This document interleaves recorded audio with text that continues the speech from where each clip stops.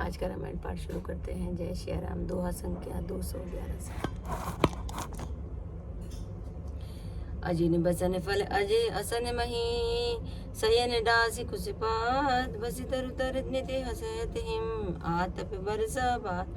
वे वत्कल वस्त्र पहनते हैं, फलों का भोजन करते हैं, पृथ्वी पर कुश और पत्ते बिछाकर सोते हैं और वृक्षों के नीचे निवास करके नित्य सर्दी गर्मी वर्षा और हवा को सहते हैं। एहि दुख दाह दुइन दिन छाती भूख न बासर नींद न राती।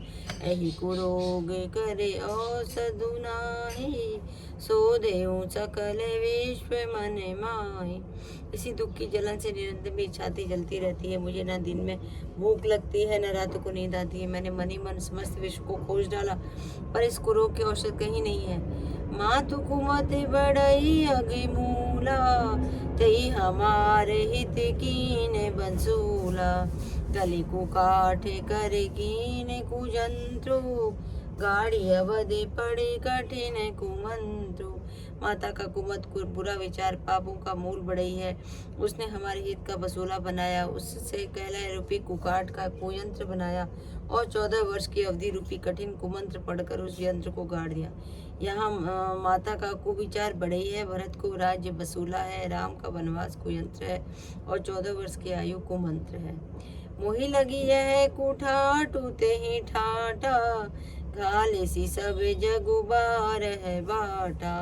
मिटई को जो गुरा में फिर आए बसे अवधि नहीं आने उपाय।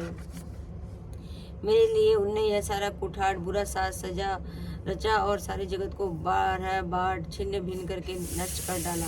यह कुयोग श्री रामचंद्र जी के लौट आने पर ही मिट सकता है और तभी अयोध्या बच सकती है, दूसरे किसी उपाय से नहीं। भरत वचन सुनि मुनि सुख पाई सब ही कीन बहु बाती बढ़ाई। तात करऊं जनि सोचु विशेषी सब दुख मिटे ही राम पग देखी।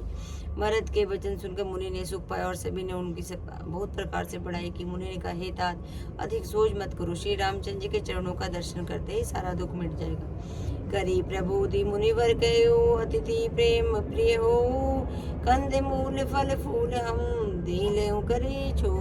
इस प्रकार मुनिश्रेष्ठ भरत जी ने उनका समाधान करके, आप लोग मेरे प्रेम प्रिय अतिथि बनिए और कृपा करके कंद मूल फल फूल जो कुछ भी हम दे स्वीकार कीजिए। सुनि मुनि बचन भरत ये सोचो भयो को अवसर कठिन संकोचो। जानी गरौ गुरु गिरा बहोरी चरण बंदी बोले करे जोरी।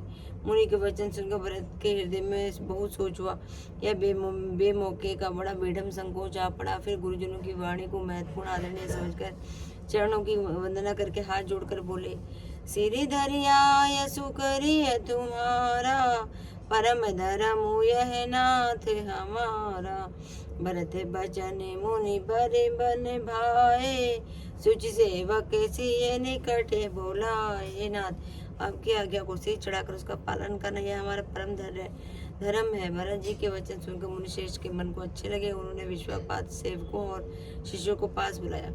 चाहे यकीन भरत पहुनाई कंद मूल फल आन हो जाई।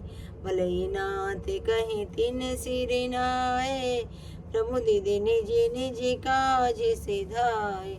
और कहा कि भरत की पहुनाई करनी चाहिए, जाकर कंद मूल और फल लाओ। उन्होंने हे नाथ बहुत अच्छा कहकर सिर नवाया और तभी बड़े आनंद होकर अपने अपने काम को चले गए। मुनि सोच पहुने बड़ था तसी पूजा चाहिए जस देवता। सुनि रिधि से दी अनिमान दे आई आयस होई सो करहि गोसाई। मुनि को चिंता हुई कि हमने बहुत बड़े मेहमान को न्योता है, अब जैसा देवता हो वैसे ही उसकी पूजा भी होनी चाहिए। यह सुनकर रिद्धियां और अणिमणियां सिद्धियां आ गई और बोली, हे गोसाई जो आपके आज्ञा हो हम सो करें। राम बिरह व्याकुल भरत सानुज सहित समाज पहुनाई करि हरऊ श्रम कहा मुदित मुनि राज। जय श्री राम मेरे प्रभु राम, जय श्री राम। आज की कथा यही विश्राम।